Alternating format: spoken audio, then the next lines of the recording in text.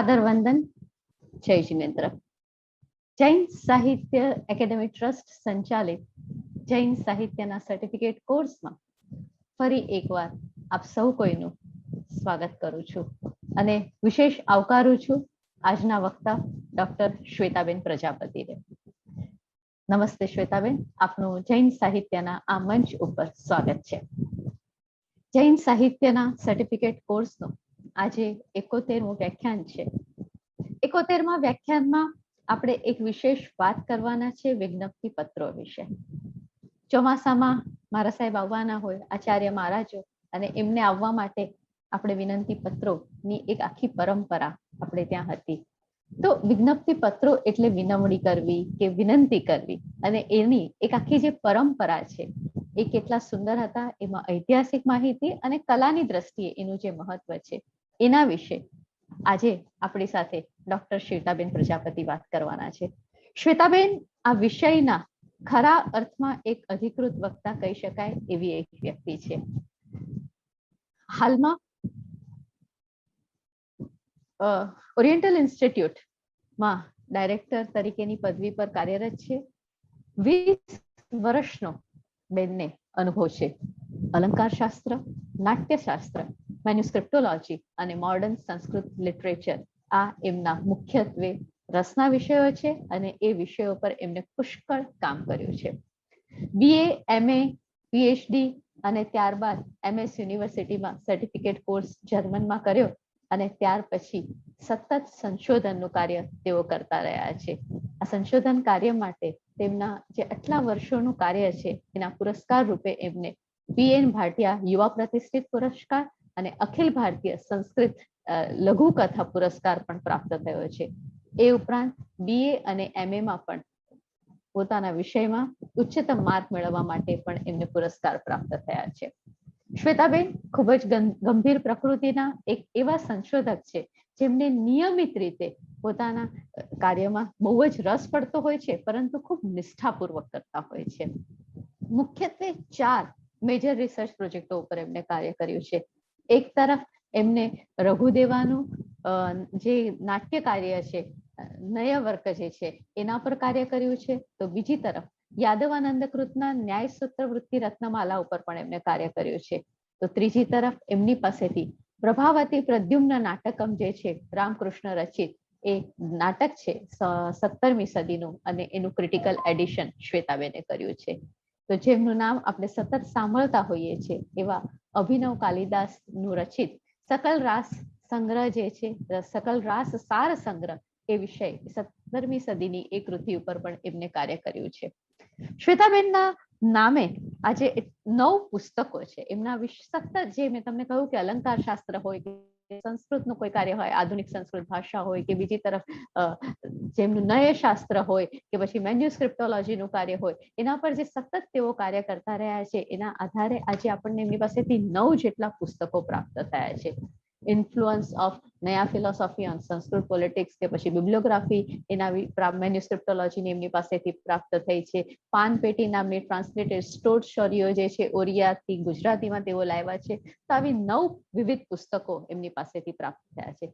તો બીજી તરફ એમની પાસેથી જે લેખો પ્રાપ્ત થયા છે એની સંખ્યા પણ ખાસી મોટા પ્રમાણમાં છે.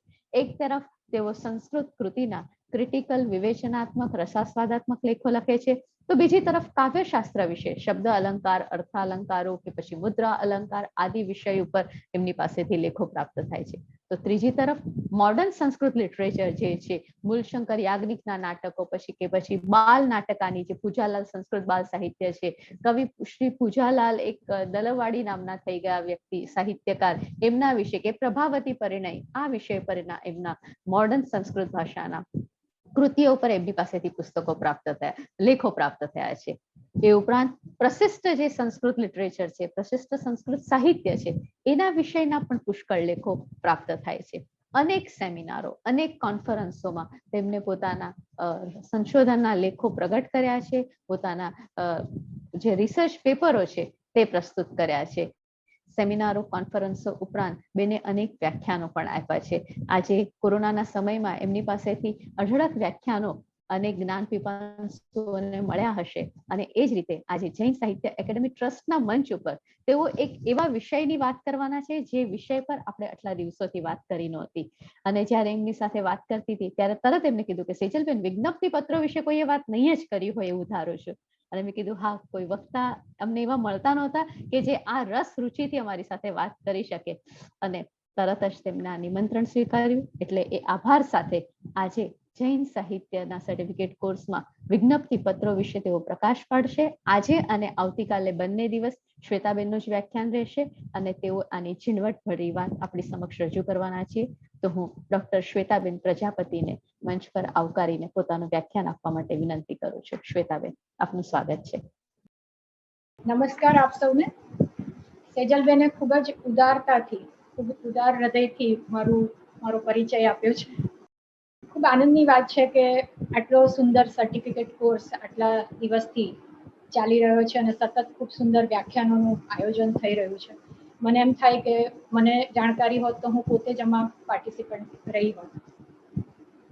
જૈન સાહિત્ય ટ્રસ્ટ મુંબઈ દ્વારા આયોજિત જૈન સાહિત્યના કોર્સ સંચાલક અને ગુજરાતી ભાષા અને સાહિત્યના અત્યંત અભ્યાસુ અને વિવેચક ડૉક્ટર સેજલબેન શાહ, શ્રી ઋષભભાઈ, આ ટ્રસ્ટના જે અધિકારીઓ અને આ કોર્સમાં જોડાયેલ આપ સૌ અભિભાવક મિત્રો, આપને આજે જૈન સાહિત્યની એક વિરલ સાહિત્ય કૃતિ, એક વિરલ સાહિત્ય પ્રકાર વિશે હું વાત કરવા ઈચ્છું છું.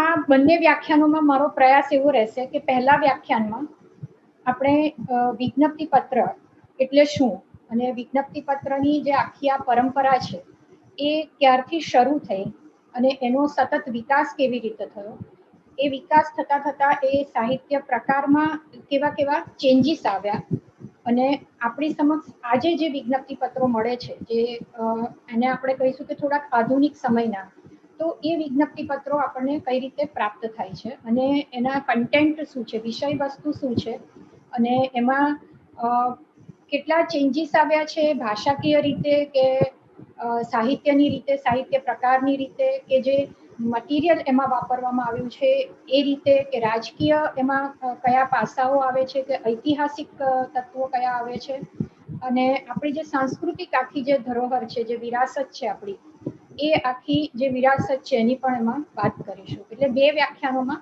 શક્ય હશે એટલું આપણે સમાવવાનો પ્રયત્ન કરીશું. તો આપ સૌને વિદિત હશે જ કે વડોદરામાં જે મહારાજા સયાજીરાવ વિશ્વવિદ્યાલયમાં પ્રાચ્ય વિદ્યા મંદિર એટલે કે ઓરિએન્ટલ ઇન્સ્ટિટ્યૂટ, કદાચ આપ સૌમાંથી કેટલાક લોકો ત્યાં પધાર્યા હશે, ક્યાં તો એના વિશે સાંભળ્યું હશે અને આપ સૌએ ક્યાં તો મુંબઈમાં કે અમદાવાદમાં ક્યાંય હસ્તપ્રતો પણ જોઈ હશે. તો વડોદરામાં 1927માં જ્યારે આ સંસ્થાની સ્થાપના થઈ ત્યારે અનેક સ્થળોએથી, ભારતના અનેક પ્રાંતોમાંથી વિવિધ હસ્તપ્રતોનો સંગ્રહ કરવામાં આવ્યો. ત્યારે ગુજરાત અને રાજસ્થાન એટલે જેને આપણે પશ્ચિમ ભારત કહીએ, એ પશ્ચિમ ભારતના ક્ષેત્રમાંથી આપણને અનેક હસ્તપ્રતો એ જૈન સાહિત્યની ઉપલબ્ધ થાય છે. એટલે આ જૈન સાહિત્યની અનેક હસ્તપ્રતો એ અમારી સંસ્થામાં એકત્રિત કરવામાં આવી. તેમાં જે હેમચંદ્રાચાર્યનું જે વિશાળ કલેક્શન છે, એટલે એમાં લગભગ 6000 જેટલી હસ્તપ્રતો અમારી પાસે એ સંગ્રહમાં પ્રાપ્ત થાય છે. એટલે એ સંગ્રહ અને એ ઉપરાંતની અન્ય જે સંગ્રહો છે એમાં અમારી સંસ્થામાં ઘણી બધી જૈન હસ્તપ્રતો આવી અને એમાંથી મેં સમયાંતરે અભ્યાસ કરતા કરતા એ જોયું કે અમારી સંસ્થામાં જ 4 જેટલા વિજ્ઞપ્તિ પત્રો નો સંગ્રહ થયેલો છે. એટલે એ 4 વિજ્ઞપ્તિ પત્રો વિશે વાત કરીશ. આમ તો વિજ્ઞપ્તિ પત્રોની સંખ્યા ઘણી છે, ઘણી માત્રામાં આપણને વિજ્ઞપ્તિ પત્રો પ્રાપ્ત થાય છે, પરંતુ આપણે પ્રયત્ન કરીશું કે 1 કે 2 અથવા શક્ય હશે તો 4 માંથી મહત્વના મુદ્દાઓ લઈને હું અમારા 2 વ્યાખ્યાનમાં આપ સૌ સમક્ષ એના વિચારો રજૂ કરીશ. તો આપ સૌ જાણો છો કે જૈન જે હસ્તપ્રતો હોય છે એમાં ખાસ કરીને જે સચિત્ર હસ્તપ્રતો હોય છે એ ખૂબ જ સુંદર હોય છે. આખી જે જૈન ચિત્રકળા પણ એમાંથી આખી વિકસિત થઈ છે, જૈન સ્ટાઇલ ઓફ પેઇન્ટિંગ. તો આ જે જૈન સ્ટાઇલ ઓફ પેઇન્ટિંગ છે એ આપણને તમે જોશો કે જૈન હસ્તપ્રતોમાં ઘણા બધા જે ધાર્મિક જે કે ફિલોસોફિકલ જે ગ્રંથ છે એમાં પણ આ આપણને ચિત્રો મળે છે, પરંતુ ખાસ કરીને વિજ્ઞપ્તિ પત્રોમાં જે આપણને સચિત્ર જે હસ્તપ્રતો મળે છે ખૂબ જ સુંદર હોય છે.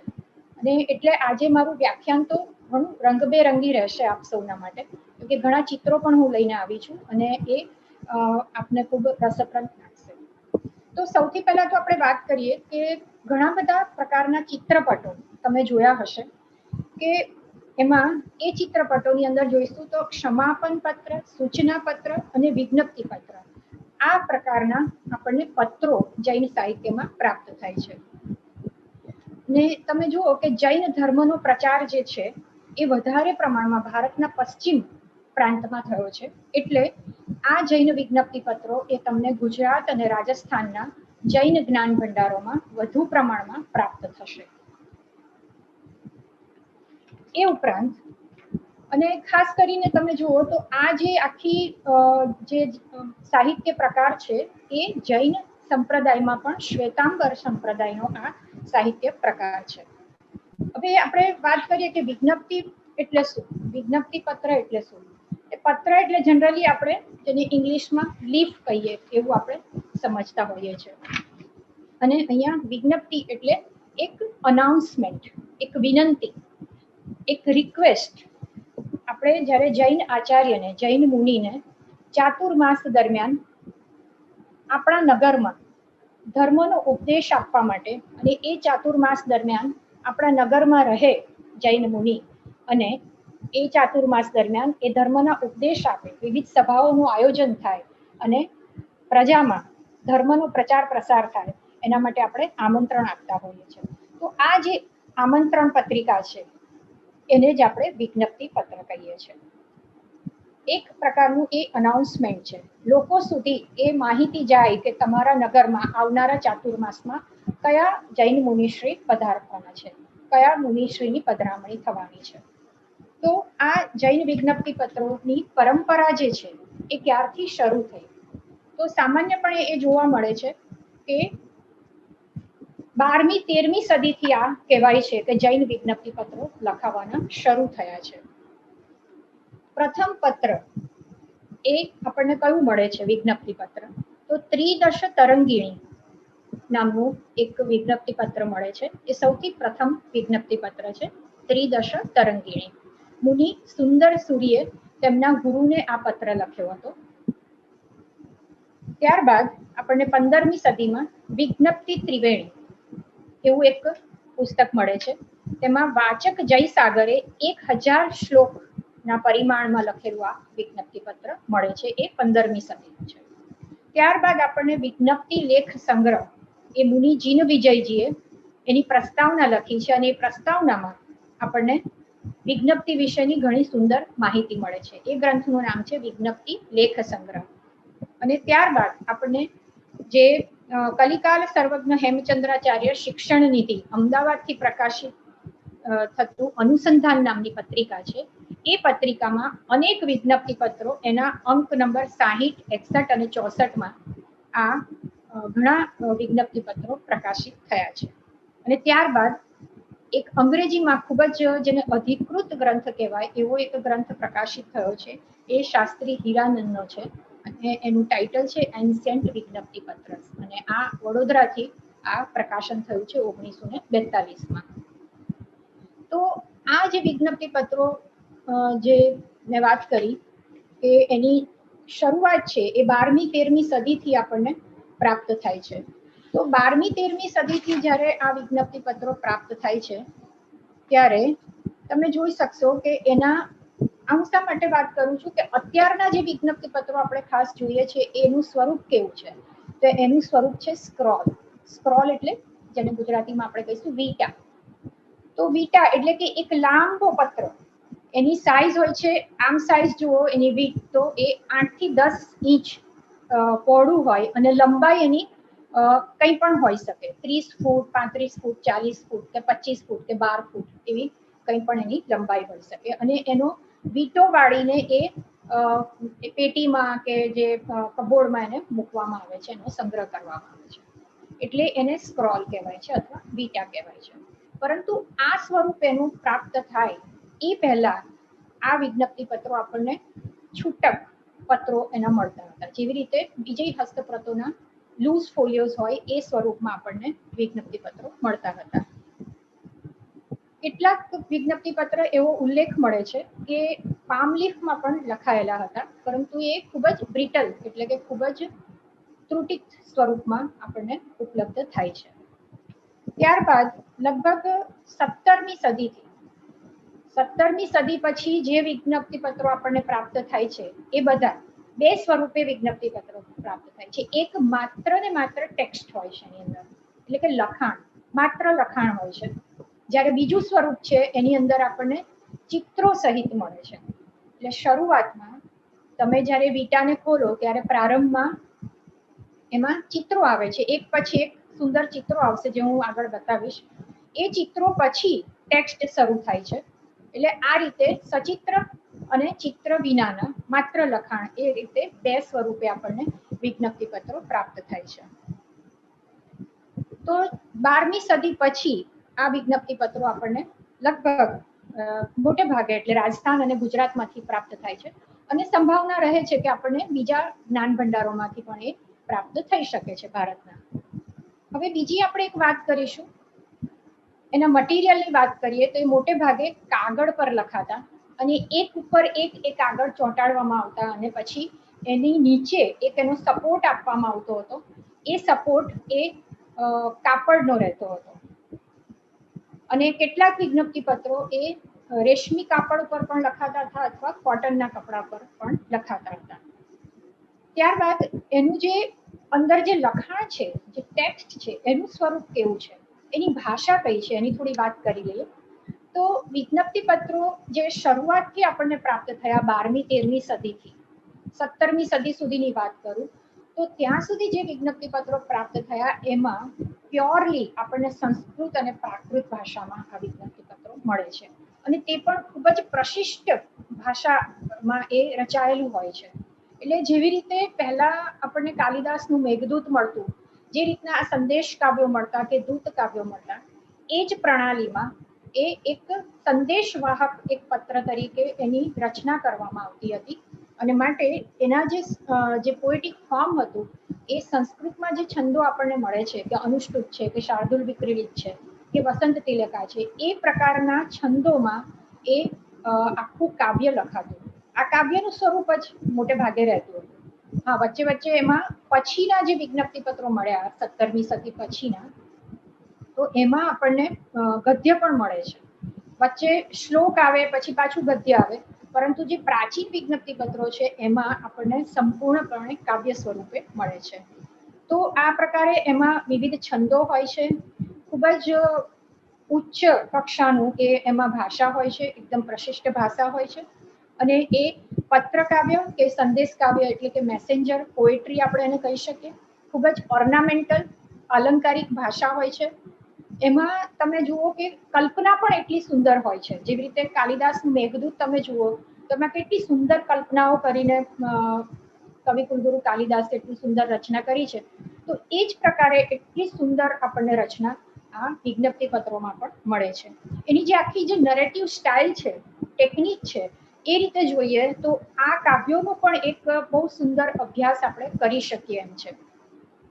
અને કેટલાક ત્યાર પછી જે 17મી સદીમાં પછી જે આપણને વિજ્ઞપ્તિ પત્રો જોવા મળ્યા, 18મી સદીમાં જે વિજ્ઞપ્તિ પત્રો જોવા મળ્યા, તો એમાં જે લોકલ ભાષા આપણી જે વર્નાક્યુલર જે રીતે એનો ઉદ્ભવ અને વિકાસ થતો ગયો, તેમ તેમ એ ભાષાનો પણ આ વિજ્ઞપ્તિ પત્રોમાં સંસ્કૃત અને પ્રાકૃતની સાથે સમાવેશ થતો ગયો.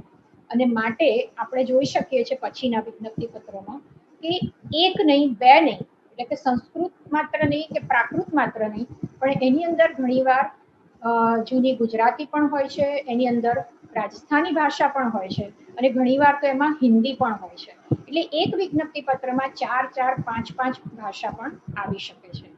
અને આ વિજ્ઞપ્તિ પત્રો સાથે સાથે હું કહી દઉં કે એ માત્ર જૈન સાહિત્ય કે માત્ર ચિત્રની દ્રષ્ટિએ નહીં, પરંતુ ભાષાના વિકાસની દ્રષ્ટિએ પણ આનો અભ્યાસ આપણે કરી શકીએ છીએ. આપણી જે જૂની ગુજરાતી કેવી રીતે વિકસિત થઈ, કે રાજસ્થાનની જે જુદી જુદી ડાયલેક્ટ્સ છે, જે મારવાડી આપણે કહીએ છીએ, કે જે એની ઘણી બધી ડાયલેક્ટ્સ છે, તો એ બધી પણ કેવી રીતે એનો વિકાસ થયો છે એ પણ આપણે આ વિજ્ઞપ્તિ પત્રોમાં એનો અભ્યાસ કરી શકીએ છીએ.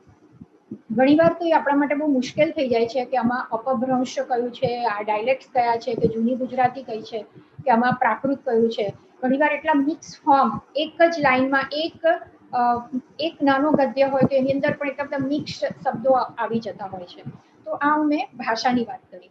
ત્યાર પછી જે કાવ્યનું સ્વરૂપ છે, જેમ આગળ મેં વાત કરી કે જે 12મી-13મી સદીના છે એ આપણને સંસ્કૃત અલંકાર, સંસ્કૃત છંદ સ્વરૂપે મળે છે.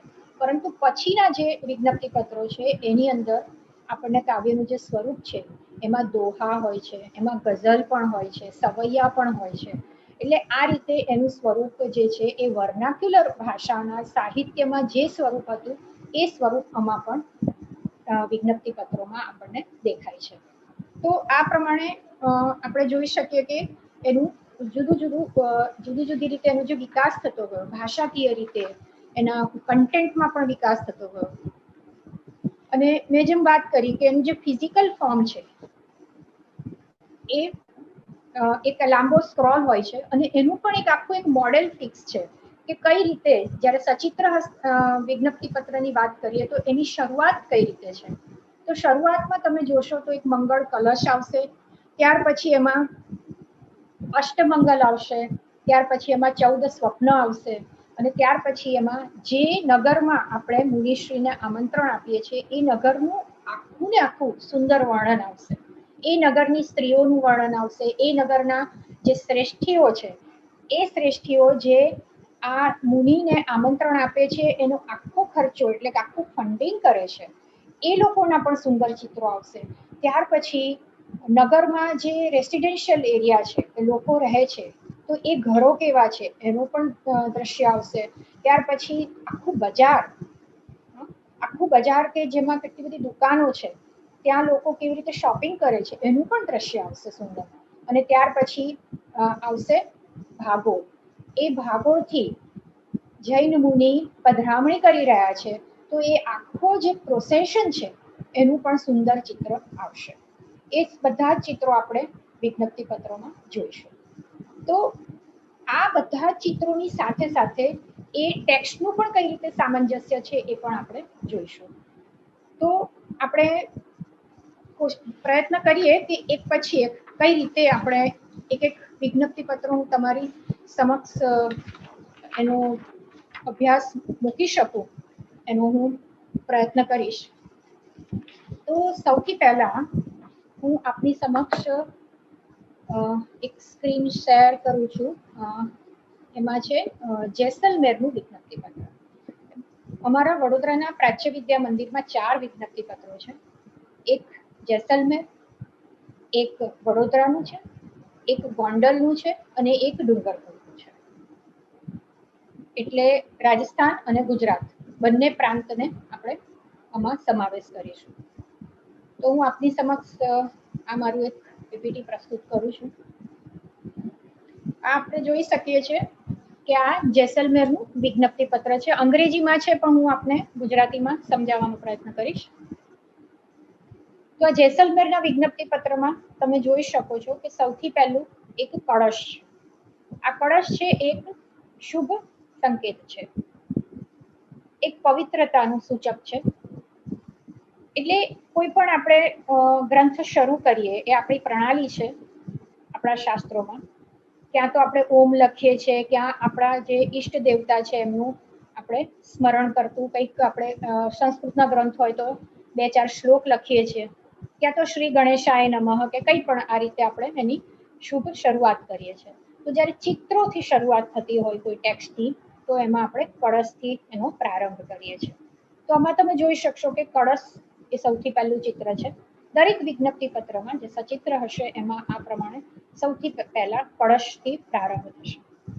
ત્યાર પછી તમે જોઈ શકશો ચિત્રમાં કે 2-3 અટારી છે. શેની અટારી છે? આ રાજમહેલ છે, પેલેસ છે. ક્યાંનો છે? તો જેસલમેરનો છે. આ જેસલમેરનો જે ફોર્ટ છે એ ફોર્ટની ઉપર જે પેલેસ છે એની અટારીઓ છે અને એની ઉપર આ જે બધા ઊભા છે એ બધા જે એમને શું કહીશું અંગરક્ષકો કે ગાર્ડ્સ છે આ બધા. તો આ પ્રમાણેના આ ચિત્રો અહીંયા શરૂ થાય છે. આપની સમક્ષ જે પ્રસ્તુત છે એ જેસલમેરનું વિજ્ઞપ્તિ પત્ર છે. એ આ વિજ્ઞપ્તિ પત્ર તમે જોઈ શકશો કે 1860 ઈસવીસન 1860 એટલે વિક્રમ સંવત 1916 નું છે. એની જે સાઇઝ છે એ 29.7 ફીટ લાંબુ અને 9.5 ઇંચ પહોળું છે. અને આ વિજ્ઞપ્તિ પત્રમાં યતિશ્રી જીનમુક્તિ સુરીને આમંત્રણ આપતું આ વિજ્ઞપ્તિ પત્ર છે. આમાં જેસલમેર નગરમાં આમંત્રણ આપીએ છીએ માટે આ જેસલમેરના આમાં આપણને આગળ ચિત્રો પ્રાપ્ત થશે. ત્યાર પછી આ એક મોડેલ જ છે. તમે બધા જ વિજ્ઞપ્તિ પત્રો આ રીતે તમને પ્રાપ્ત થશે, સિવાય કે કોઈ ત્રુટિત હોય વિજ્ઞપ્તિ પત્ર અથવા ઘણામાં એવું બની શકે કે ચિત્રકારે અમુક ચિત્ર અવોઇડ કર્યા હોય, પણ મોટે ભાગે જનરલી આ પ્રકારના ચિત્રો આપણને પ્રાપ્ત થશે. હવે તમે જોઈ શકશો અહીંયા પહેલા ચિત્રમાં કે અહીંયા ત્રિશલા છે. માતા ત્રિશલા એ તીર્થંકરના જન્મ પહેલા જે 14 સ્વપ્નો જુએ છે ગર્ભાવસ્થા દરમિયાન, એ 14 સ્વપ્નો એ જોઈ રહ્યા છે. એ ચિત્ર એ અહીંયા પહેલા ચિત્રમાં તમે સૌથી ઉપર જોઈ શકશો. એ એક એમનો શયન કક્ષ છે અને શયન કક્ષમાં એ ગર્ભાવસ્થા દરમિયાન ત્યાં સુતેલા છે માતા ત્રિશલા અને આ સ્વપ્નો જોઈ રહ્યા છે. ત્યાર પછી બીજું જે ચિત્ર છે એની અંદર તમે જોઈ શકશો કે જે રાજા છે એ એક જ્યોતિષીની સાથે, આમાં ચિત્રો એટલા ઝૂમ નથી થઈ શકતા, પરંતુ ઓરિજિનલ જે છે એમાં આપણે આ બહુ સ્પષ્ટ રીતે જોઈ શકીએ છીએ કે એ જ્યોતિષીને બોલાવીને અને બીજા રાજ દરબારીઓની સામે ચર્ચા કરવામાં આવે છે કે આવનારું બાળક છે એના લક્ષણો કેવા હશે, એ બાળકનું જે ભવિષ્ય છે એ કેવું હશે, એ ચર્ચા અહીંયા થાય છે. ત્યાર પછી આગળ જોશો તમે તો 14 સ્વપ્નો એનું અહીંયા આખા બધા જ ચિત્રો આપેલા છે. તો જોઈ શકશો તમે પહેલું, આ બહુ સ્પષ્ટ રીતે આપની સમક્ષ દેખાય છે.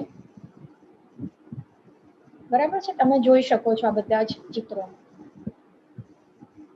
એલિફન્ટ છે, બુલ છે, લાયન છે, લક્ષ્મી છે, મંદાર ફ્લાવર્સ છે, એની ગાર્લેન્ડ છે, ચંદ્ર છે, સૂર્ય છે, એક ધ્વજ છે, એક પોટ છે અને એક કમળથી ભરેલું એક પોન્ડ છે. અને એના પછીના, કેમ કે અહીંયા 10 પૂરા થાય છે, ત્યાર પછીના એમાં તમે જોઈ શકશો કે એક ક્ષીર સાગર છે, એક સેલેસ્ટિયલ એબોર્ડ છે, ત્યાર પછી એક ઝવેરાત ભરેલું, હીરા ઝવેરાત ભરેલું એક પાત્ર છે અને એક છે ધૂમ્ર રહિત એવો અગ્નિ. એટલે આ બધા જ 14 સ્વપ્નો છે એ શું ઇંગિત કરે છે, શું સૂચિત કરે છે? માતા ત્રિશલા જ્યારે આ સ્વપ્ન જુએ છે તો આ સ્વપ્નો આપણને શું સૂચિત કરે છે? તો એ તમે જોઈ શકશો કે આ બધા જ જે સંકેત છે એનાથી સમૃદ્ધિ, ઐશ્વર્ય અને સંપત્તિ આના શુભ સૂચક છે. જે ધ્વજ બતાવવામાં આવ્યો છે એ પણ 5 રંગનો છે. એમાં સફેદ, લાલ, નારંગી, લીલો અને ભૂરો એમ 5 રંગનો ધ્વજ બનેલો હોય છે અને એ પંચ પરમેષ્ઠીને સૂચિત કરે છે. એ પંચ પરમેષ્ઠી એટલે અરિહંત, સિદ્ધ, આચાર્ય, ઉપાધ્યાય અને સાધુ. આ પ્રમાણે આ જે ધ્વજ છે એ સૂચિત કરે છે. અને આ બધા જ 14 સ્વપ્નો છે એનું ખૂબ જ સુંદર વિવરણ આપણને ઉત્તરાધ્યાયન સૂત્રમાં પ્રાપ્ત થાય છે. તો આ બધા જ જે 14 સ્વપ્ન છે એ શુભ સંકેત આપનારા છે. એટલે આવનારું જે બાળક છે, જે સંતાન છે, એ સ્વાભાવિક રૂપે એ એની માતાને એવા સંકેત આપે છે કે આવનારું જે સંતાન છે એ શુભ છે, એ ઐશ્વર્યનું, એ આપના જીવનમાં સમૃદ્ધિ, ઐશ્વર્ય અને સંપત્તિ લાવનારું છે. એટલે આ બધા જ સંકેત છે એ ખૂબ જ શુભ છે એમ આપણે અહીંયા જોઈ શકીએ છીએ. અને ખૂબ જ સુંદર ચિત્રો, જો તમે જુઓ કે ચિત્રો એટલા સુંદર છે અને આ દરેક વિજ્ઞપ્તિ પત્રમાં આ રીતે એની બોર્ડર છે એ પણ આવી ફ્લોરલ ડિઝાઇન્સ તમે જોઈ શકો છો અને ખૂબ જ સુંદર એના જે રંગ છે એ પણ તમે જોઈ શકો છો. ત્યાર પછી તમે જુઓ છો કે અષ્ટમંગલ. અષ્ટમંગલ વિશે મને એવું લાગે છે કે બધાને જાણકારી હશે જ. તો આ જે અષ્ટમંગલના ચિત્રો ત્યાર પછી આપણને પ્રાપ્ત થાય છે. આ અષ્ટમંગલ છે એ પણ એક સિમ્બોલિક વર્શિપ છે, એક સાંકેતિક પૂજા. જૈન સાહિત્યમાં આચાર દિનકરના ઔપપાતિક સૂત્ર અને ત્રિષષ્ટી સલાકા પુરુષ આ ગ્રંથોમાં આપણને અષ્ટમંગલની માહિતી મળે છે. આ ઉપરાંત જે જૈન જર્નલ છે એ જૈન જર્નલમાં પણ એક સુંદર લેખ પ્રકાશિત થયો છે અષ્ટમંગલ વિશે. તો તમે જોઈ શકશો કે ઘણા બધા જૈન મંદિરોમાં, ગુફાઓમાં, જે જૈન ગુફાઓ છે એમાં પણ એ દરેકની અટારીઓ ઉપર, સ્તંભ ઉપર, છત ઉપર કે દિવાલ ઉપર પણ આ અષ્ટમંગલ છે એ રેતીમાંથી, પથ્થરમાંથી કે પછી ધાતુથી બનાવેલા ત્યાં મઢેલા હોય છે, ત્યાં બનાવેલા હોય છે. કેટલાક જૈન દેરાસરોમાં પણ જ્યારે કોઈ પર્વ હોય છે, કોઈ ધાર્મિક ઉત્સવ હોય છે, એ સમય દરમિયાન પણ સ્ત્રીઓ ખૂબ જ શ્રદ્ધાથી, ખૂબ જ લાગણીથી આ અષ્ટમંગલના ચિત્રો એ ચોખાના લોટથી બનાવતી હોય છે. અને એ દ્રશ્યો એટલા સુંદર હોય છે.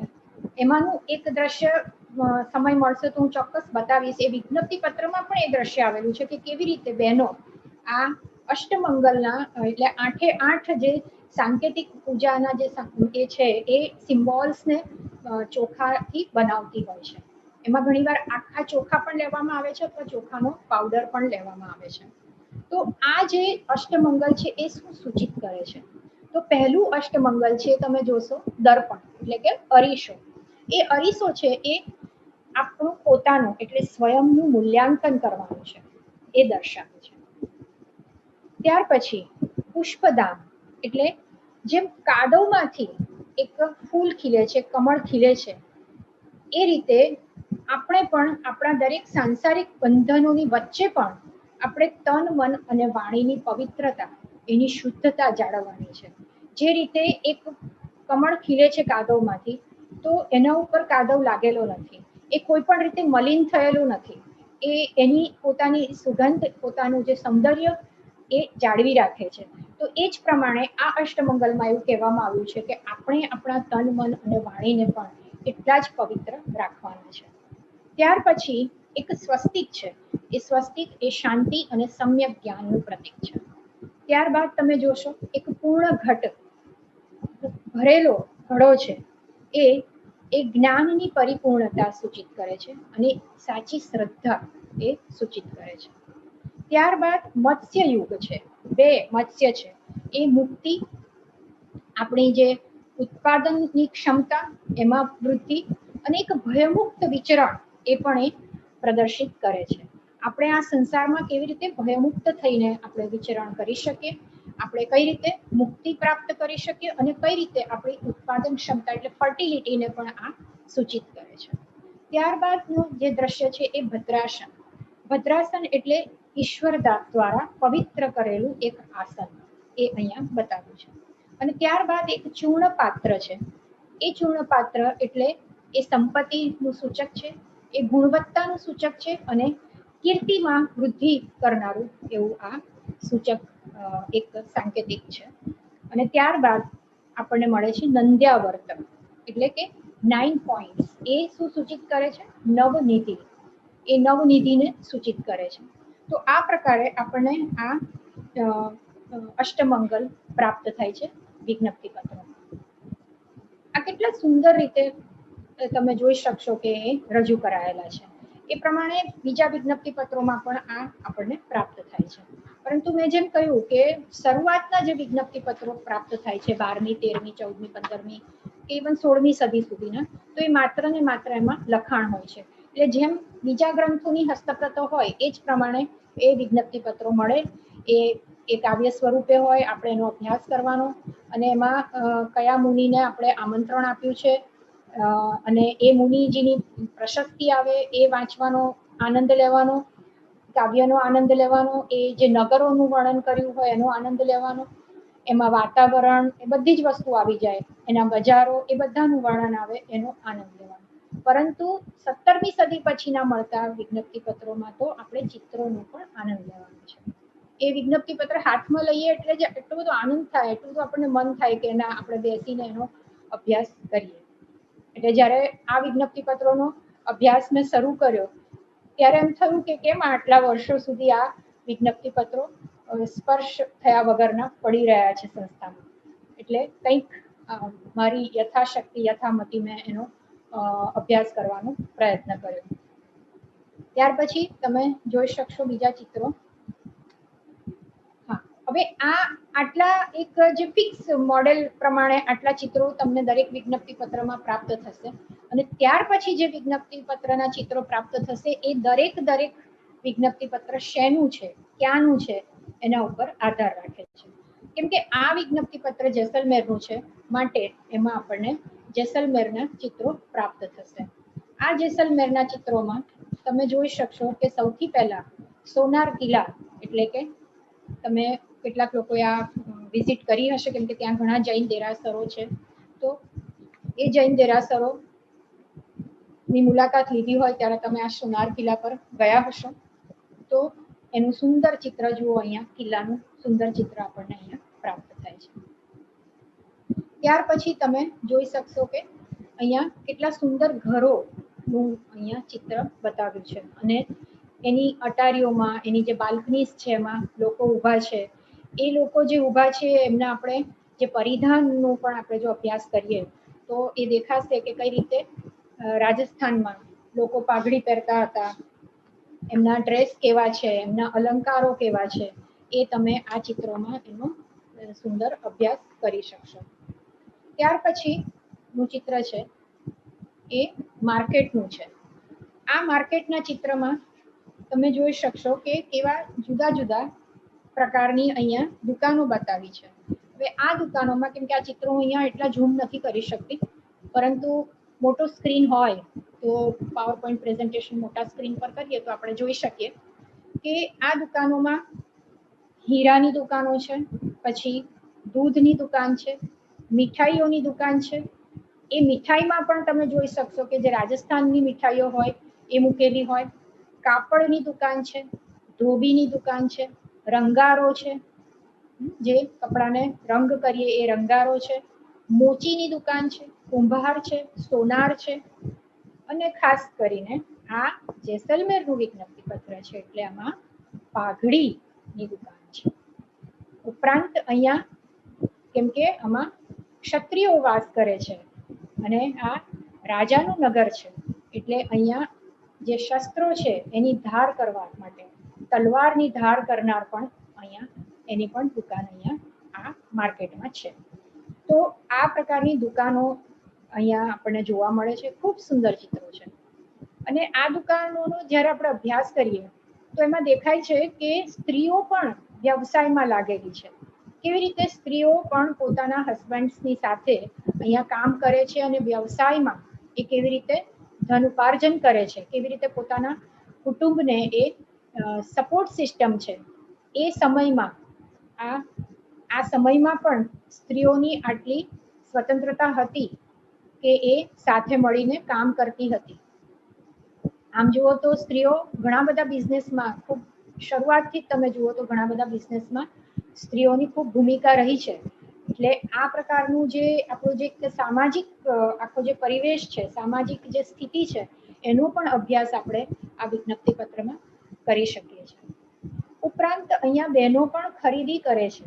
એ લોકો પણ રસ્તા ઉપર નીકળે છે અને ખૂબ મુક્તપણે, કોઈ પણ ભય વગર, એમનું પણ એટલું સ્થાન છે સમાજમાં અને તેઓ ખરીદી કરવા માટે નીકળી શકે છે. એ એમાં વિજ્ઞપ્તિ પત્રમાં આપણને દેખાય છે. તમે આ કદાચ રંગારાનું દ્રશ્ય તો ખૂબ સારી રીતે તમે જોઈ શકતા હશો. ત્યારબાદ તમે આમાં સાથે એ પણ જોઈ શકશો કે કેટલાક આમાં એ ચિત્ર નહીં દેખાય, પરંતુ એમાં જે આપણે કહીએ છીએ કે ચણા જોર ગરમ આપણે ખાતા હોઈએ છીએ, એ વેચવાવાળો વ્યક્તિ પણ દુકાનોની વચ્ચે રોડ પર ઊભો છે અને ચણા જોર ગરમ પણ વેચે છે. એ ઉપરાંત જે સાપને રાખનારા જે પેલા મદારી કહેવાય, એ પણ એ ટોપલીમાં સાપ લઈને બેઠા છે અને કેવી રીતે લોકો એમને નિહાળે છે એવું પણ દ્રશ્ય અહીંયા જોવા મળે છે રોડ ઉપર. બે દુકાનોની જે લાઈન છે એની વચ્ચે રોડ ઉપર એ બેઠા છે. એટલે ખૂબ જ સુંદર, એકદમ લાઈવલી આપણી સમક્ષ આપણું જેસલમેર જાણે કે આપણે જોઈ રહ્યા છે. એ સમયનું જાણે કે આ ટીવી છે આપણી સમક્ષ. એ રીતે આ બધા ચિત્રો એટલા સુંદર રીતે ડિસ્પ્લે કરવામાં આવ્યા છે કે આપણને એમ લાગે કે અત્યારે આપણે જેસલમેરમાં જ છીએ. તો એટલું સુંદર આપણને અહીંયા ચિત્ર મળે છે. અને એની સાથે સાથે અહીંયા તમે જોઈ શકો કે જે સ્ત્રીઓ ફરે છે નગરમાં, તો એમના વસ્ત્રોનો પણ અભ્યાસ થઈ શકે, એમના આભૂષણો કેવા છે એ પણ આપણે જોઈ શકીએ છીએ. તો એ જે રાજસ્થાની જે ડ્રેસિંગ સ્ટાઇલ છે એ આમાં આપણને દ્રષ્ટિગોચર થાય છે. ત્યાર પછી આપણે બીજું જોઈએ. મેં જેમ કીધું કે ભાગોળ આવશે એટલે પ્રવેશ દ્વાર આવ્યું છે અહીંયા. તો આ જે પ્રવેશ દ્વાર છે અને ત્યાર પછી આપણી પાસે જે દ્રશ્ય આવે છે આમાં થોડુંક અડધું તમને દેખાતું હશે કે પ્રોસેશન. જે મુનિજી જ્યારે પ્રવેશ કરે છે ત્યારે આપણે જે પધરામણી કરીએ છીએ, અત્યારે પણ આપણે પધરામણી કરીએ છીએ જૈન મુનિ, તો કેટલી વાજતે ગાજતે થતી હોય છે અને કેટલા સુંદર એક ઉત્સવનો જ જાણે કે એક ઉત્સવ જ મનાવતા હોઈએ એમ. અને જે ભાઈઓ બહેનો બધા જે આમાં સામેલ હોય છે એ બધા જ કેટલા સુંદર વસ્ત્ર પહેરેલા હોય, કેટલા સુંદર આભૂષણો પહેરેલા હોય. એક સેલિબ્રેશન હોય અને આપણે મુનિજીને ખૂબ જ માન સન્માનથી એમનું આપણે સ્વાગત કરતા હોઈએ. તો એ આખી જે આપણી લાગણી છે, મુનિજી પ્રત્યેનો જે આપણો સદભાવ છે, જે સન્માન છે, એ આખું જે પ્રોસેશન છે, એ પધરામણી છે, એ આપણે આ ચિત્રમાં આગળ જોઈ શકીએ છીએ. અહીંયા તમે જોઈ શકો છો કેટલું સુંદર ચિત્ર છે. જો અહીંયા થોડું વિજ્ઞપ્તિ પત્ર ત્રુટિત થયેલું છે અને એનું કારણ પણ એ છે કે આ વિજ્ઞપ્તિ પત્રોને વીટા વાળીને મૂકવામાં આવતું હોય છે અને માટે એ કેટલીક જગ્યાએથી એ ફાટી જતા હોય છે. અને મારું હંમેશા આ કન્સર્ન રહે છે દરેક જગ્યાએ જ્યારે પણ હું આ વ્યાખ્યાન આપતી હોઉં મેન્યુસ્ક્રિપ્ટના પ્રિઝર્વેશન ઉપર, ત્યારે કહેતી હોઉં છું કે આ વિજ્ઞપ્તિ પત્રોને ખાસ કરીને પ્લીઝ એના વીટા ખોલો, વર્ષમાં એકવાર ખોલો, 2 વાર ખોલો. એને શક્ય હોય તો એ વીટાને આખા ખુલ્લા કરીને મૂકો જેથી એ ત્રુટિત ન થાય. જૈન જ્ઞાન ભંડારોમાં પણ આ વીટાના સ્વરૂપે પેઢીઓમાં પડેલા છે, પરંતુ આપણે એમનો ઉદ્ધાર કરવો, એમનું પ્રિઝર્વેશન કરવું જરૂરી છે. તો અહીંયા તમે જોઈ શકશો કે કેવી રીતે જૈન મુનિને આપણે એમનું સ્વાગત કરી રહ્યા છે. અને આ જે સૈનિકો ઊભા છે એમના હાથમાં મોટી મોટી રાઇફલ છે. કેમ કે એ 1860નું ઈસવીસન 1860નું વિજ્ઞપ્તિ પત્ર છે. એટલે અહીંયા બ્રિટિશ સામ્રાજ્યની, બ્રિટિશ સૈનિકોની આપણને એ અસર દેખાય છે બ્રિટિશ સામ્રાજ્યની, અને માટે એ પ્રકારના શસ્ત્રો એમના હાથમાં હોઈ શકે. તો અહીંયા તમે જોઈ શકો કે જૈન સાધુ પણ છે, જૈન સાધ્વીઓ પણ છે અને એમને એમનું સ્વાગત કરવા માટે જે જૈન શ્રેષ્ઠી છે એ પણ આવ્યા છે. અને એમની પત્નીઓ, એમની ધર્મપત્નીઓ છે, જે તમે લેફ્ટ સાઈડમાં જોશો કેટલું સુંદર ચિત્ર છે કે બધી જ સ્ત્રીઓ તમે જુઓ કેટલા સરસ સુંદર કલરમાં. આમ પણ રાજસ્થાન અને ગુજરાત એટલે રંગોનો જ પ્રદેશ છે. આપણા જે વસ્ત્રો છે, જે પારંપરિક આપણા જે વસ્ત્રો છે રાજસ્થાન અને ગુજરાતના, તો એમાં આપણે વિવિધ રંગોમય હોય છે આપણા વસ્ત્રો. તો એ રંગોવાળા તમે જુઓ કે કેટલું સુંદર ચિત્ર છે. બહેનો જે બધી ઊભી છે એ બધાના ખૂબ જ સુંદર રંગબેરંગી વસ્ત્ર પહેરેલા છે, માથે ઓઢેલું છે, એમના ઘાઘરા છે. અને હજી તો તમે ચિત્રને ઝૂમ કરીને જુઓ કે અથવા ઓરિજિનલ જુઓ તો એમના આભૂષણો પણ દેખાઈ આવે છે. તો એ સુંદર ચિત્રો છે કે શ્રેષ્ઠી લોકોની આ ધર્મપત્નીઓ છે એટલે ખૂબ સુંદર રીતે સજેલી છે. એ ઉપરાંત જે શ્રેષ્ઠી છે એ લોકો પણ કેટલા સુંદર, એમનું તમે જુઓ કે પાઘડી પહેરી છે, એમના સુંદર પેલા ઘેરાવવાળા જે ઉપરકોટ જે પહેરેલો છે એકદમ ઘેરાવવાળો છે, પગમાં મોજડી છે, પછી પેલા ઉપર વસ્ત્ર નાખેલા છે, કોટી જેવું છે, એની દોરીઓ બાંધેલી છે, પાઘડી છે માથે. તો એટલા સુંદર આ ચિત્રો છે શ્રેષ્ઠી લોકોના. ત્યારબાદ તમે જોઈ શકશો કે પાલખી છે. પાલખીને ઉઠાવનાર 4 લોકો છે. તો એ કોઈક પાલખી બંધ પણ હોય છે, કોઈક પાલખી ખુલ્લી પણ હોય છે. જે બંધ પાલખી છે એમાં કોઈ શ્રેષ્ઠીની ધર્મપત્ની હોય છે. તો એ પાલખીનું પણ સુંદર ચિત્ર આપણને અહીંયા દેખાય છે. તો ત્યારબાદ તમે જોઈ શકશો કે જે એને તમે શું કહો છો, ઇંગ્લિશમાં તો આપણે કેનોપી કહીએ છીએ, કે જે માથે એનું જે માથે રાખીને એમને લઈ આવવામાં આવતા હોય છે. તો અહીંયા આગળ જૈન સાધ્વીને તમે જોશો એમના બીજા લોકોના હાથમાં રજોરોહણ છે, એ લઈને એમને લઈ આવતા હોય છે. એ દ્રશ્ય પણ તમને પાછળ દેખાશે, જ્યાં આ સ્ત્રીઓ મહિલાઓ ઊભી છે એની પાછળનું જે દ્રશ્ય છે કે એમને માથા પર એ રાખીને, એટલે તાપ ન લાગે એવું નહીં, પણ એક પ્રકારનું સન્માન આપીને એમને લાવવામાં આવતા હોય છે. અને એ લોકોના હાથમાં પણ તમે જોઈ શકશો કે રજોરોહણ હોય છે. અને ત્યાર પછી તમે જોઈ શકશો સાધુ અને સાધ્વી છે. હા, પછી વચ્ચે જે ચિત્ર છે સૈનિકોની આ બાજુ લેફ્ટ સાઈડમાં, એમાં તમે જોઈ શકશો કે એ કોણ છે, મ્યુઝિશિયન્સ છે. કેમ કે શાંત શાંત થોડું હોય, કોઈ પધરામણી થતી હોય તો કેટલા વાજતે ગાજતે, આજે પણ તો એ રીતે પધરામણી થાય છે. તો એમાં તમે જોઈ શકશો કે કેટલા સુંદર વાજિંત્રો આ લોકો વગાડે છે. અને દરેક વિજ્ઞપ્તિ પત્રોમાં મેં જોયું છે, ઇવન વાજિંત્રો કયા સમયે કયા વાજિંત્રો વગાડાતા હતા એનો પણ અભ્યાસ, આપણા વાદ્ય ગ્રંથ એ વાદ્ય કયા હતા એ સમયના, અને આ બધા જ લોકલ વાદ્ય છે, બરાબર. કેમ કે રાજસ્થાન છે, ગુજરાત છે, અને 18મી 19મી સદીનું હોય તો એ સમયમાં કયા વાદ્યો પ્રચલિત હતા, કયા વાદ્યો રાજસ્થાનમાં વપરાતા હતા, કયા વાદ્યો ગુજરાતમાં વપરાતા હતા, અથવા કેટલા વાદ્યો કોમન હતા બંનેમાં, તો એનો અભ્યાસ પણ આપણે આવા વિજ્ઞપ્તિ પત્રોમાં કરી શકીએ છીએ. અને કેટલાક તમે જોઈ શકશો કે ઘોડા ઉપર પણ છે સૈનિક, હાથી ઉપર પણ સૈનિક હોય છે, અને આમાં તો નથી પણ કેટલાકમાં ઊંટ ઉપર પણ સૈનિક હોય છે. ખૂબ સુંદર એક આગળ બીજા વિજ્ઞપ્તિ પત્રમાં ઊંટનું ચિત્ર પણ પ્રાપ્ત થાય છે. તો આ રીતે આપણે જોઈ શકીએ કે કેટલા સુંદર ચિત્રો છે, અને એમાંથી કેટલી બધી માહિતી આપણને પ્રાપ્ત થાય છે. આપણને પરિધાન વસ્ત્ર વિશેની માહિતી થાય છે, આભૂષણો શું છે એની માહિતી મળે છે, સૈનિકોના જે શસ્ત્ર છે એ કેવા છે, વાદ્યો કેવા છે, આ બધી જ માહિતી આપણને અહીંયા આગળ પ્રાપ્ત થાય છે. તો આ બાદ આપણે આગળ જોઈશું. અહીંયા લગભગ આ પૂરું થાય છે. હવે જે વાત આવે છે એ સ્ક્રિપ્ટની વાત આવે છે, કે આમાં જે હવે લખાણ પ્રાપ્ત થાય છે, મેં 2 કોલમમાં મૂક્યું છે, પણ આપણે એના જે તમે ચિત્રો જોયા એના કન્ટિન્યુએશનમાં તમે એની કલ્પના કરજો કે આ વિજ્ઞપ્તિ પત્ર જ્યાં ચિત્રો પૂરા થાય છે ત્યાર પછી ટેક્સ્ટ શરૂ થાય છે. પરંતુ ચિત્રો રહિત જે આપણને વિજ્ઞપ્તિ પત્રો મળે છે એ માત્ર આવી ટેક્સ્ટ સ્વરૂપે મળતા હોય છે, જેમ અન્ય ગ્રંથો મળે છે એ પ્રમાણે.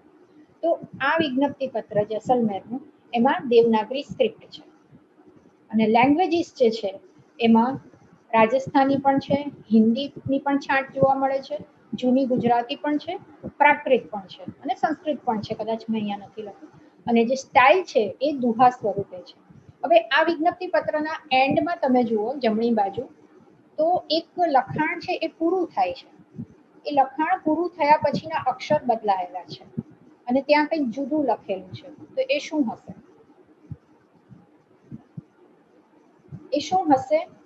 તો એ જે લોકો, આ જે શ્રેષ્ઠીઓ, જે જૈન કમ્યુનિટીના જે શ્રેષ્ઠી છે, જે લોકો આ આખી યાત્રાનું ફંડિંગ કરે છે. કેમ કે જૈન મુનિને એક સ્થળેથી બીજા સ્થળે આપણે આમંત્રણ આપીએ છીએ, એમની સાથે એમના અનુયાયીઓ છે, બીજા ઘણા બધા એમની સાથે આવી રહ્યા છે, એટલે એમને એમની યાત્રા કરાવવાનું, એમની સાથે એમનો જે કંઈક બીજો ખર્ચો થાય એ બધો જ ખર્ચ, ત્યારબાદ જે નગરમાં ચાતુર્માસ રહેવાના છે, અને જે ધર્મ ઉપદેશ આપવા માટે જે ધર્મ સભાઓ કરવાની છે એનો પણ જે ખર્ચ છે, જમવાનો જે ખર્ચ થાય, એ બધો જ ખર્ચ, એ બધું જ ફંડિંગ જે લોકો કરે છે એ બધાના નામ આ વિજ્ઞપ્તિ પત્રમાં અંતમાં આવે છે. કેટલાક વિજ્ઞપ્તિ પત્રમાં માત્ર નામ નહીં પરંતુ સિગ્નેચર પણ આવતી હોય છે. અને જેમ દરેક હસ્તપ્રતમાં એક કોલોફોન આવતી હોય છે, પુષ્પિકા આવતી હોય છે, એમ આ વિજ્ઞપ્તિ પત્રમાં પણ પુષ્પિકા આવતી હોય છે કે આનો લખનાર કોણ છે, લહ્યો કોણ છે. પરંતુ અત્યાર સુધી મેં ક્યાંય આ ચિત્રકાર કોણ છે એ જોવામાં નથી આવ્યું. એક બહુ વિરલ વસ્તુ છે કે આટલા સુંદર ચિત્રો કોઈ કરે છે અને એ પોતાનું નામ નથી લખતા. જે આર્ટિસ્ટ છે એ પોતાનું નામ નથી લખતો. અને એ બિલકુલ શક્ય છે કે જે ચિત્રકાર છે એ અલગ વ્યક્તિ છે અને આ જે આખું લખાણ લખ્યું છે એ અલગ વ્યક્તિ છે. અને એવું કહેવાય છે કે જૈન જે કલ્ચર છે, જે હસ્તપ્રતોનું આખું જે એનો જે વિકાસ થયો જ્યારે આ હસ્તપ્રતો લખાતી હતી જૈન સાહિત્યની, ત્યારે આ લખનાર લહિયા અલગ હતા અને ચિત્રકારો અલગ હતા. અને એવું કહેવાય છે કે જે જૈન મુનિ હોય, જૈન યતિ હોય, એ પોતાની સાથે એક કલાકારને, એક ચિત્રકારને પણ પોતાની સાથે રાખતા હતા ઉપાશ્રયોમાં કે જ્યાં એ લોકોનું નિવાસ હતો ત્યાં. તો કેટલીક હસ્તપ્રતોમાં તમે જોયું હશે કે એક જ પત્રની ઉપર એક બાજુ લખાણ હોય, શ્લોક હોય અને બીજી બાજુ એનું ચિત્ર હોય. એટલે એક બાજુ લખાણ લખાતું અને ચિત્રની જગ્યા ખાલી રાખવામાં આવતી હતી અને ચિત્રકાર એના ઉપર ચિત્ર કરતું. તો ક્યાંક ક્યાંક કોઈ સ્થળે બહુ રેરલી આપણને આ ચિત્રકારના નામ મળતા હોય છે, પરંતુ આ વિજ્ઞપ્તિ પત્રમાં મને ક્યાંય ચિત્રકારનું નામ નથી દેખાયું.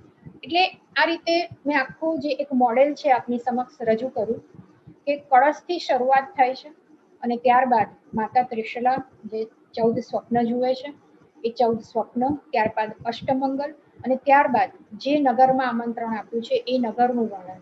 નગરના વર્ણનમાં જેમ અહીંયા ફોર્ટ પેલેસ અગત્યનો છે તો એનું દ્રશ્ય છે, ત્યારબાદ એનો જે રેસિડેન્શિયલ એરિયા છે, ત્યારબાદ એના જે બજાર છે અને ત્યારબાદ એની જે ભાગોળ છે અને ત્યારબાદ એનું જે મહારાજ સાહેબની જે પધરામણી થતી હોય એનું આખું સુંદર દ્રશ્ય. આ રીતનું એ મોડેલ હોય છે ચિત્રોનું. અને ત્યારબાદ ટેક્સ્ટ હોય છે આપણી પાસે. તો ટેક્સ્ટનું પણ એક સ્વરૂપ હોય છે, એક મોડેલ હોય છે ટેક્સ્ટનું. તો એ મોડેલ કેવું હોય છે? તો સામાન્યપણે એમાં એક મંગલાચરણથી શરૂઆત થાય છે.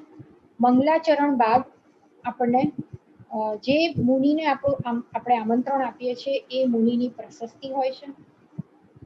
યતિના ધર્મ, યતિના લક્ષણો શું હોય છે એની માહિતી હોય છે. ત્યારબાદ આપણને જે નગરમાં આપણે આમંત્રણ આપ્યું હોય છે એનું વર્ણન હોય છે. એના વર્ણનમાં ઘણી બધી વસ્તુ આવે છે કે ત્યાંની સ્ત્રીઓ કેટલી સુંદર છે, ત્યાંના નદી તળાવ, કેમ કે આપણે સમૃદ્ધિ બતાવવાની છે નગરોની. તો અત્યારના જેવું નહીં કે કેટલા બ્રિજીસ છે કે કેટલા મોલ છે, એવું નહીં, પણ કેટલા તળાવ છે, કેટલી નદીઓ છે, પર્યાવરણની રીતે કેટલું સમૃદ્ધ છે જેસલમેર. તો એમાં કઈ કઈ વનસ્પતિ ઉગે છે, એમાં કેવા કેવા પક્ષીઓ છે, કેવા કેવા પશુ છે, એનું પણ વર્ણન આવતું હોય. ત્યારબાદ કેટલી સુંદર સ્ત્રીઓ છે, કેટલા વીર પુરુષો છે અહીંયાના. ત્યારબાદ આવે કે ત્યાંના લોકો શું ખાય છે, તો કેવી કેવી મીઠાઈઓ બનતી હોય છે, કેવા સુંદર આ તળાવો અને નદીઓ પાણીથી ભરેલા છે. આ જ સમૃદ્ધિ છે. અને અત્યારે આ જ આપણે આની જ કમી છે અને એના આપણે પરિણામો ભોગવીએ છીએ. તો એ કેટલું સુંદર રીતે એમાં બતાવ્યું છે કે કોઈ નગરની સમૃદ્ધિ એટલે શું, તો કે એમાં આટલા તળાવ છે, એમાં આટલી નદીઓ છે, એમાં આટલા સુંદર વૃક્ષો છે, આટલા સુંદર પશુ પક્ષી છે. તો આ પ્રમાણે એક નગરની સમૃદ્ધિનું પણ વર્ણન આવતું હોય છે. ત્યારબાદ જે નગરથી આપણે મુનિને આમંત્રીએ છીએ એ નગરનું પણ વર્ણન હોય કે માની લો કે પાટણથી બોલાવ્યા છે તો પાટણનું પણ આમાં સુંદર વર્ણન આપણને મળતું હોય છે. અને ત્યારબાદ અંતે મેં જેમ કહ્યું કે એક પુષ્પિકા હોય એટલે એમાં એની જે વિક્રમ સંવત છે એ લખેલી હોય. વિનંતી, અંતિમ જે વિજ્ઞપ્તિ છે એ વિજ્ઞપ્તિ પણ આપેલી હોય કે તમે પધરામણી કરશો. હું આગળ વાંચું છું પછી ટેક્સ્ટ. અને ત્યારબાદ એમાં જે મેં કીધું કે ફંડિંગ કરનારની ના નામો હોય અને સહીઓ પણ હોય અને ત્યાં એ વિજ્ઞપ્તિ પત્ર પૂરું થાય છે.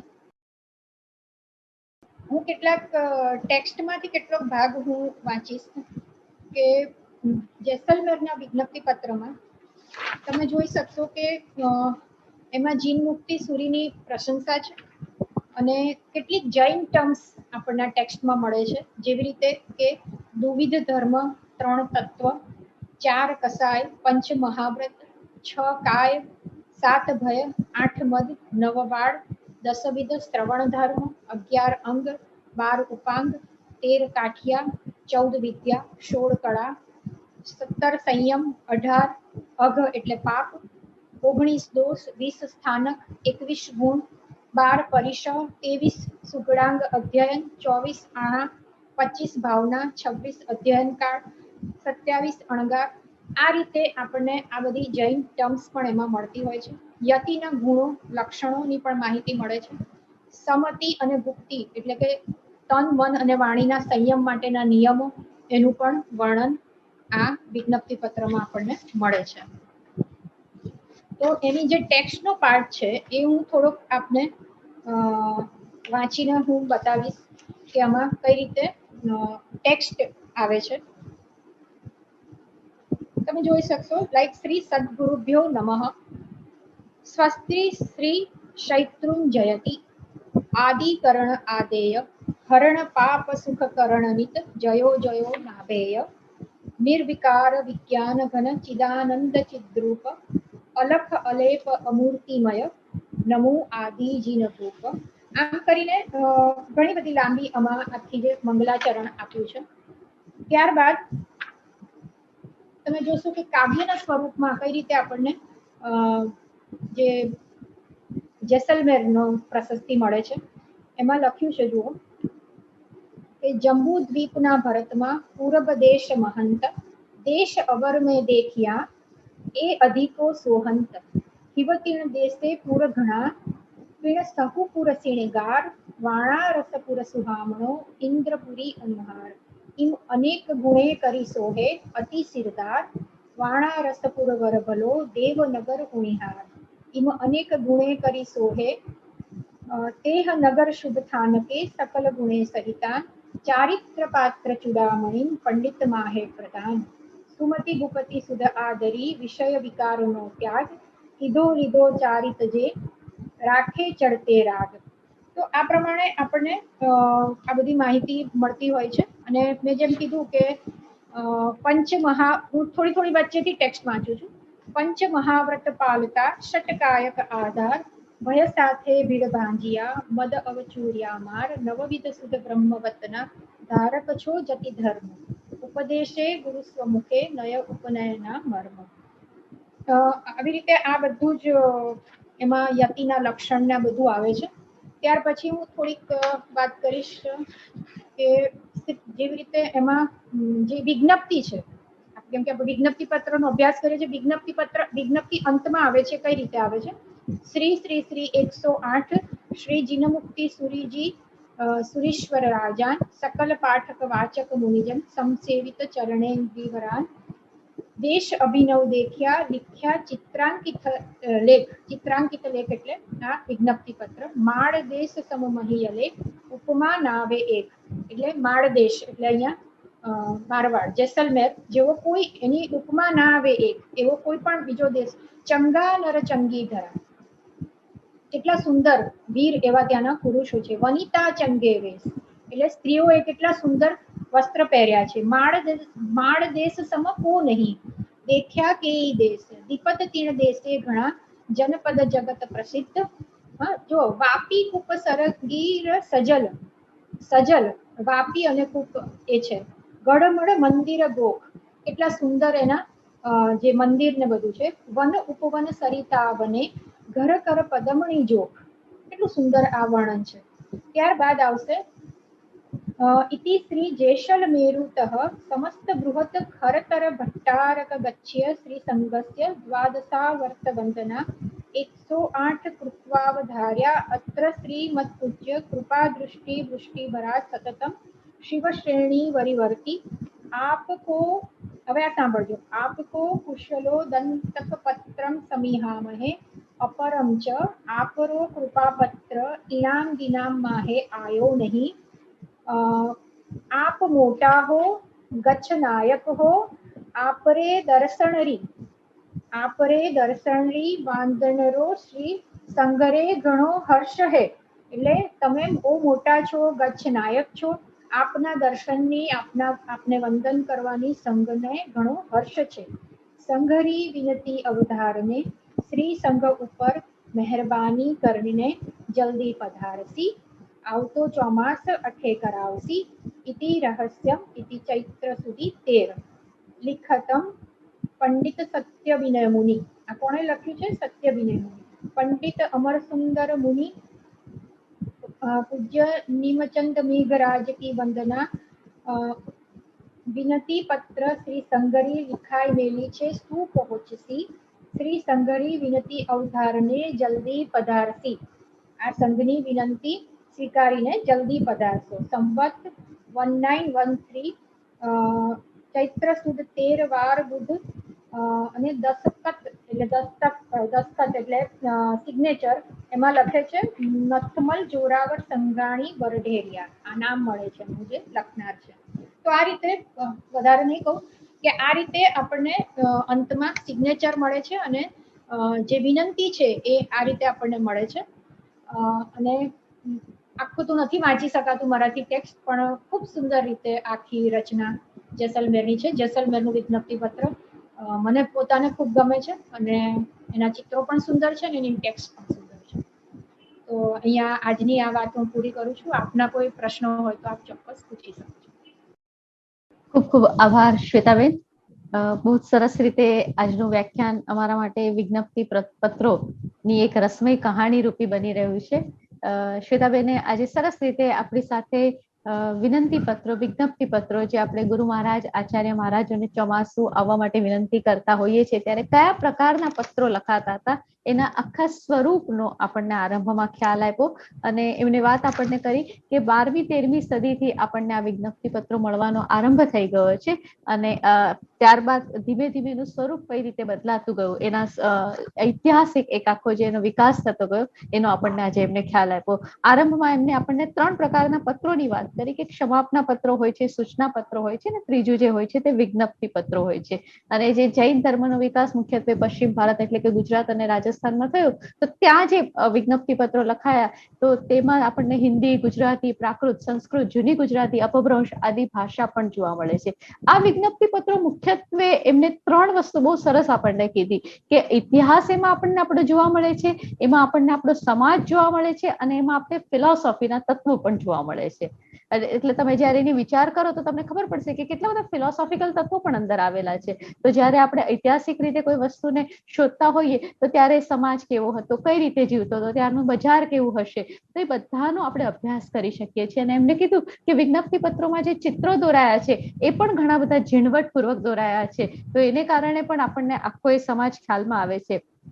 ત્યારબાદ એમને આપણને 12મી 13મી સદીમાં જે શરૂઆતમાં આપણને જે ગ્રંથો પ્રાપ્ત થયા છે, ત્રિદંશ તરંગિણીની વાત કરી, ત્યારબાદ વાચક જયસાગરનો જે 1000 શ્લોક પ્રમાણનો ગ્રંથ છે, વિજ્ઞપ્તિ ત્રિવેણી એ ગ્રંથનો પણ એમને ઉલ્લેખ કર્યો અને વિજ્ઞપ્તિ લેખ સંગ્રહનો ઉલ્લેખ કરીને એમને કહ્યું કે આ કેટલાક મહત્વના ગ્રંથો પણ એ સમયમાં લખાયેલા છે. વિજ્ઞપ્તિ પત્રોના 2 સ્વરૂપો એમને આપણને સમજાવ્યા, એક ટેક્સ્ટનું સ્વરૂપ અને એક ચિત્રનું સ્વરૂપ કે જે માત્ર ટેક્સ્ટ રૂપે છે. અને અહીંયા એમને મુખ્યત્વે આપણને જે પ્રાચ્ય વિદ્યા મંદિર જેમાં ઘણા કેટલા વર્ષોથી તેઓ સંશોધનનું કાર્ય કરે છે, એ ત્યાંના જે વિભાગ છે સંશોધનનો એમાં તેઓ ઇન્ચાર્જ ડાયરેક્ટર તરીકે પોતે કાર્યરત છે. એવી જગ્યાએ એમને જે એમની સંસ્થામાં અનેક હસ્તપ્રતોને ભેગી કરવામાં આવી છે અને એમને આપણને બહુ સરસ માહિતી પણ આપી કે 6000 હસ્તપ્રતો હેમચંદ્રાચાર્ય વિશેની એમને ત્યાં છે. અને એ જ સંસ્થામાં એમની પાસે 4 વિજ્ઞપ્તિ પત્રો છે, એક તો જેસલમેરનું, વડોદરાનું, ગોંડલનું અને ડુંગરનું. તો એ જે એમનો અભ્યાસ એમને પોતે કર્યો છે અને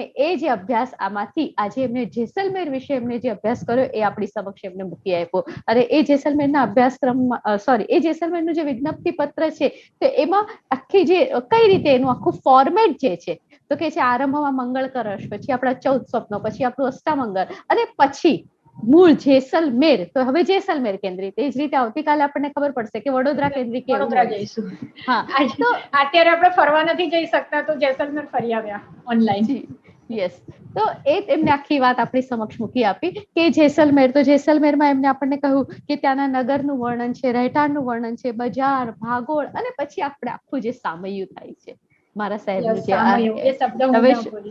વચ્ચે મારાથી બોલાયું નહીં એટલે હું ચૂપ રહી, પણ એ જે આખું સામૈયું છે તો એ આખા સામૈયાનું વર્ણન. અને કેટલી સરસ વાત હતી કે બ્રિટિશ સૈનિકો પણ છે તો બ્રિટિશ સૈનિકોને આધારે એમને કીધું કે આ તો 1860 નું વિજ્ઞપ્તિ પત્ર છે. એટલે આ પ્રકારે પણ કદાચ 1860 એમને બીજી કોઈ રીતે પણ શોધ્યું હશે, પણ એ તમને તરત ખ્યાલ આવે કે યસ, અંગ્રેજો ત્યારે હતા. તો આવી ઝીણી ઝીણી વિગતોનો અભ્યાસ આજે આપણને શ્વેતાબેન પાસેથી પ્રાપ્ત થયો, અને એને આધારે વિજ્ઞપ્તિ પત્રો વાંચવાની એમને આપણને એક આખી દ્રષ્ટિ આપી.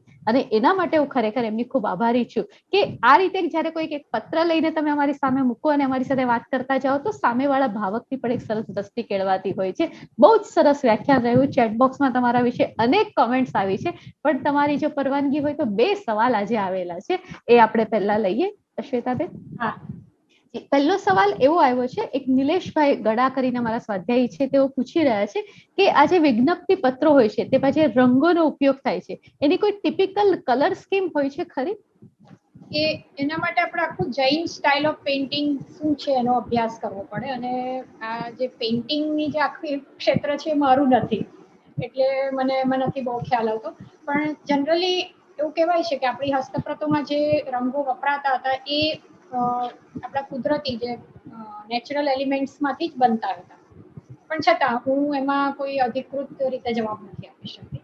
એના માટે આપણે કોઈક આર્ટિસ્ટને જ પૂછવું પડે. Thank you Shwetaben. આપણે ત્યાં કનુભાઈ આવ્યા હતા અને એમને આપણી સાથે જૈન ચિત્રકળાનો આખો અભ્યાસ આપણી સાથે શેર કર્યો હતો.